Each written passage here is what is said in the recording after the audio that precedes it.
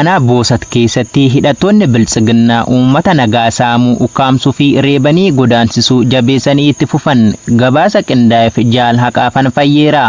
Baashaggar aanaa Boosaat keessatti hidhattoonni biltsiginnaa guyyaa kaleessaa irraa eegaluun uummata nagaa saamuu, ukkaamsuu fi reebanii godaansisuu jabeessanii akka itti fufan jiraattonni har'aata biyyoolessa Oromiyaatti himan. Bifuma kanaan godina Siifaa Batee bakka addaa Ciraa jedhamutti hidhattoonni biltsiginnaa shiftummaa leenji'uun uummata nagaatti bobba'uun dararuu hojii isaanii idilee kan godhatan obbo Fajjisoo Buyyuu jalaa re'oota hedduu oofachuun battalumatti lama jalaa yoo qalatan ilma isaanii kan re'ee tiksuu tamaan biraa ari'uun qabanii miila isaa reebuun akka hin sochoone taasisaniiru. Haaluma wal fakkaatuun bakkuma kanatti saafela umurii 10 kan ta'e nama maqaan isaa Muftii Kadir hidhattoota biltsiginnaan ukkaamfamuun du'aa fi jiraan isaa wallaalamee achi buuteen isaa kan hin beekamne ta'uu jiraattonni gandichaa heeraniiru. Walumaan wal qabatee ganduma kana bakka Haroo Lolaa jedhamuu fi Ciraatti uummata nagaan isin deeggartoota waraana bilisummaa Oromooti, isintu nyaachisee lolchiisaa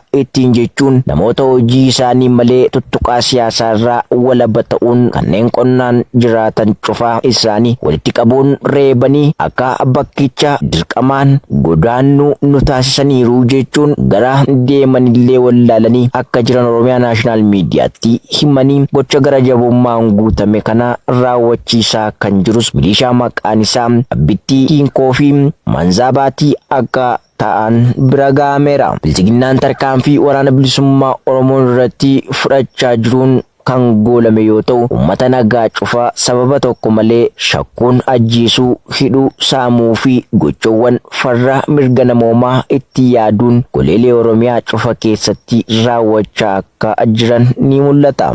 Godina Qeellam Wallaggaa aanaa Daallee Waabaraa fi Gaa'oo Qeebbee keessatti saamichi waraana Piiphin maatii qabsaa'otaa irratti xiyyeeffate itti fufee Jaal Amansiis Kaayyoo waan qindeeffate qaba.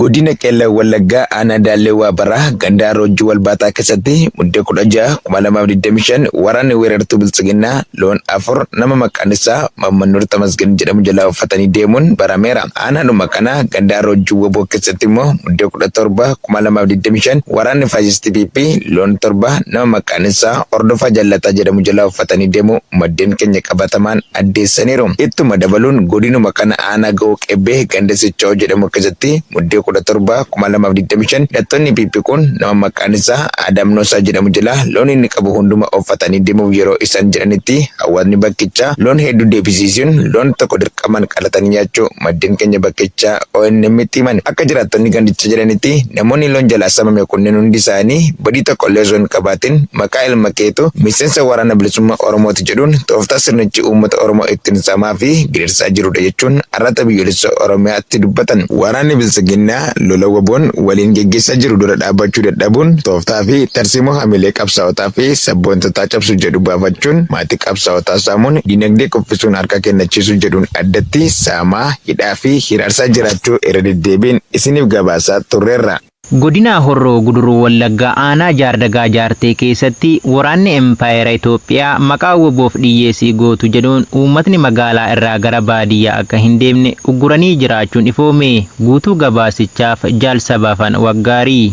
Godina Horroo Guduruu Wallaggaa aanaa Jaardagaa Jaartee keessatti muddee 17 2025 waraanni murna maafiyaa Piiphii waboof dhiyyeessii geessitu jechuun uummanni magaalaa irraa gara baadiyyaa akka hin deemne ugguranii jiraachuu jiraattonni har'aata biyyoolessa Oromiyaatti himan. Akka jiraattonni jedhanitti uummata nagaa dhorkuuf tooftaalee garaagaraa uummatatti baasaa kan bulan waraanni sirna bututaa biltsiginnaa akka uummanni magaalaa irraa gara baadiyyaa hin deemne ugguruun wal qabate namoonni baadiyyaa irraa ooyiruu qaban akka itti deemanii midhaan fudhatan dhabuun midhaan isaanitti dadhabuun dafqaan hojjataa ba'an ooyiruu irratti jalaa qisaasaa jiraachuun cinatti baadiyyaa deemanii wantoota bitachuun itti dhimma ba'an irraas murna kanaan danqamuun rakkoo keessa jiraachuu dubbatu. Gara jabinnii fi ilaalchi doomaa murni biltsiginnaa uummata Oromoof qabu dara namaa ta'uu fi waraana murni kun uummatatti bobbaaseen uummanni dararama hamaa reebicha, hidhaa, saamichaa fi ajjechaa qeesaa irratti keessummeessuun jiraataa kan ture ta'uu fi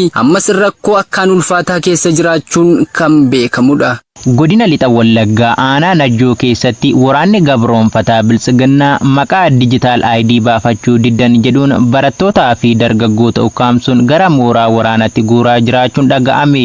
Jaalirguu dhugaa dabalata qabdi. Godina lixa Wallaggaa aanaa Najjoo keessatti muddee 15/2025 irraa eegaluun maqaa digital ID baafachuu diddan jedhuun manneen barnootaa onicha keessatti argaman hunda keessatti dirqamsiisaa jiraachuu fi gariin ammoo ukkaamsuun gara mooraa waraanaatti guuraa jiraachuu jiraattonni har'aatiin biyyoolessa Oromiyaa dubbise tokko addeessanii jiru. Akka jiraattonni jedhanitti manneen barnootaa irra deemuun barattoota dirqamsiisuun dararuun cinatti gariin ammoo ukkaamsanii gara mooraatti guuraa jiru. Magaalicha keessattis namni kamuu yoo digital ID qabaate malee mana kireeffachuu akka hin dandeenye dhorkamu. Dargaggoota magaalaa keessatti bakka hedduutti qabuun warra digital ID hin qabne gara mooraa waraanaatti guuraa jiraachuu dabaluun dubbatu. Rakkoo ulfaataa qaama itti iyyannoo hin qabnee fi daran yaaddessaa ta'e keessa jirra kan jedhan jiraattonni onichaa rakkoon ergamtoota murna bilxiginnaan uummata Oromoo golee cufa keessa jiran irra gahaa jiru tooftaa ittiin uummaticha lafarraa duguuguuf itti yaadamee hojjetama. Godina Iluu Abbaa Booraa aanaalee garaagaraa keessatti dargaggoota adamsanii gara waraanatti guuruu fi hawaasa irratti hidhaa fi saamichi cimee itti fufuun dhaga'ame. Gabaasa qindaa'eef jaal yaadannoo Oromiyaa.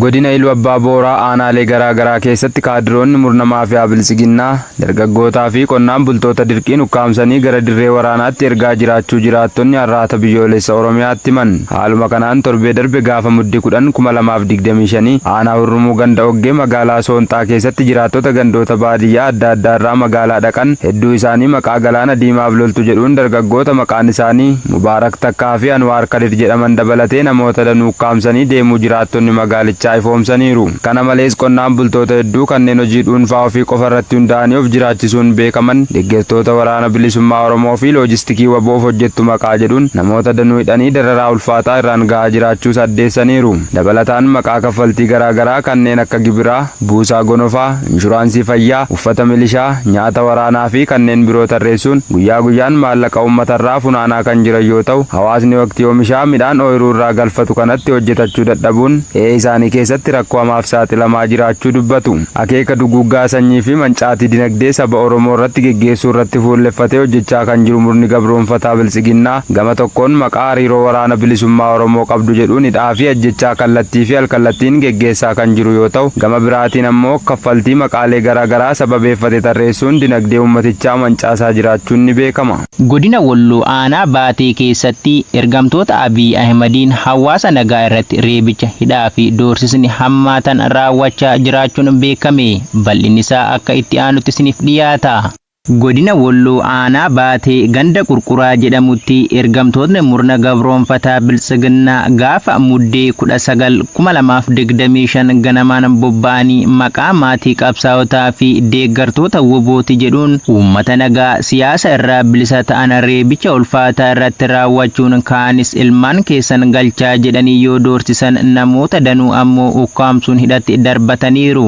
Qonnaan bultootaa fi abbootii warraa muddee 19/2025 ganda Qurquraa fi Gaarirroo irraa hidhattoota sirnichaan yakka tokko malee gara jabeenyaan reebamaa jumlaan hidhatti darbataman keessaa muraasni maqaa argannes Muhammad Saanii Ali Ahmeduu fi Adee Sayyuu Oggaa ta'uu shamarree takka dabalatee namoonni maqaan isaanii ammaaf nun geenye 3 ol ta'anis gandichuma irraa guyyuma kana ukkaanfamanii mana hidhaatti darbatamuu jiraattotni dubbisne dubbatu.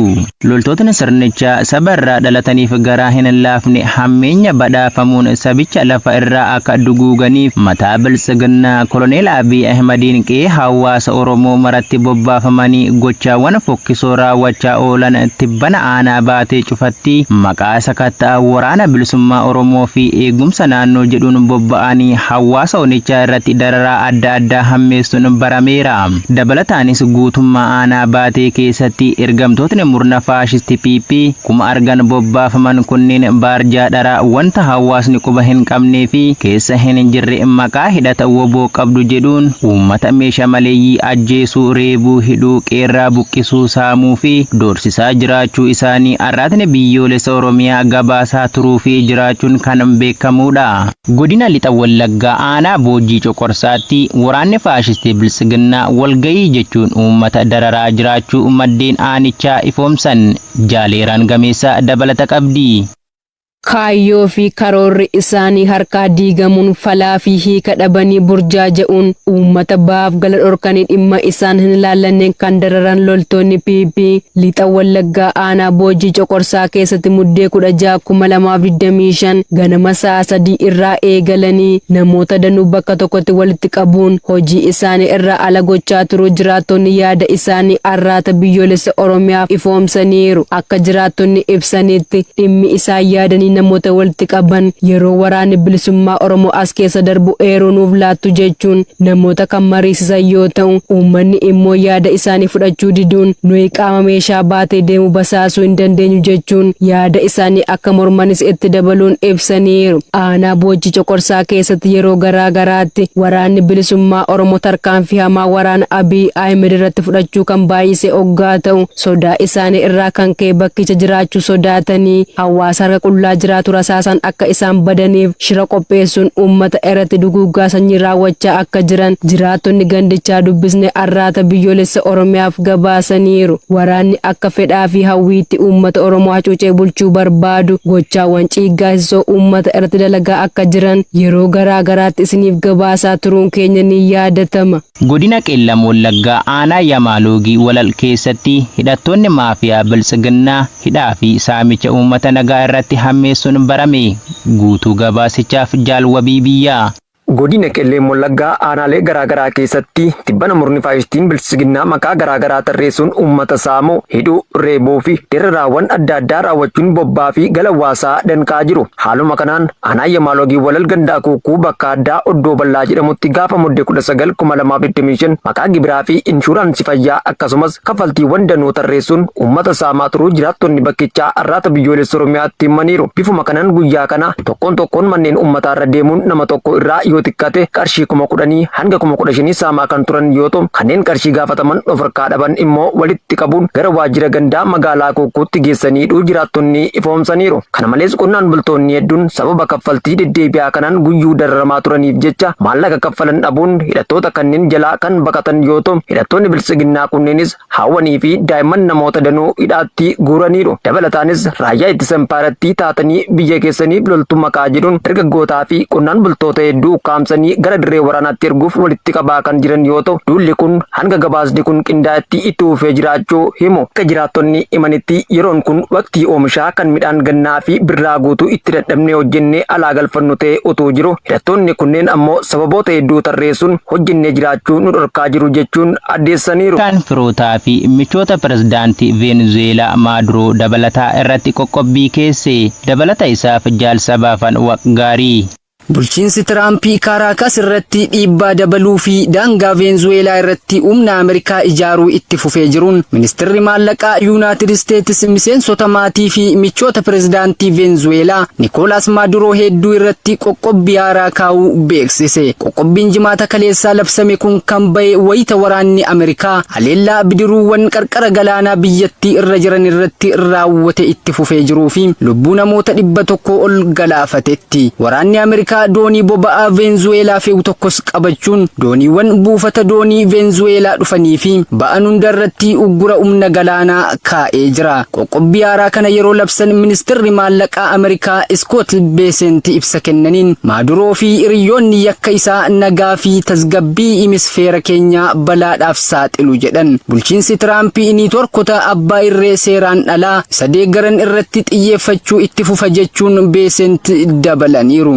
qoqqobbiin aaraan kun namoota 7 miseensota maatii yookaan michoota ilma obboleessa Maaduroo kan ta'e Maalpiika Filooresii fi daldalata lammii Paanamaa Raamoonoo Kaareteroo kan ta'an kanneen qoqqobbii Ameerikaan kanaan dura keessee fi dhaabbilee boba'aa fi dhaabbilee doonii alaabaa Veenzuweelaa qaban 6 irrattis xiyyeeffate irratti maqaan isaanii ka'ee muddee 11 irratti kan xiyyeeffatedha. US aleellaa dooniiwwan ba'a Paasifikii fi Kaaribiyaan irratti raawwatame dabalatee daddabarsa qoricha sammuu namaa adoochuu ittisuun sababa jalqabaa fulbaana irraa eegalee naannichatti ammaate akka ta'e yoo himtu ogeeyyiin seera idil addunyaa ajjechaa seeraan alataa jechuun dubbachaa jiraachuu Aljeeziraan gabaasee jira.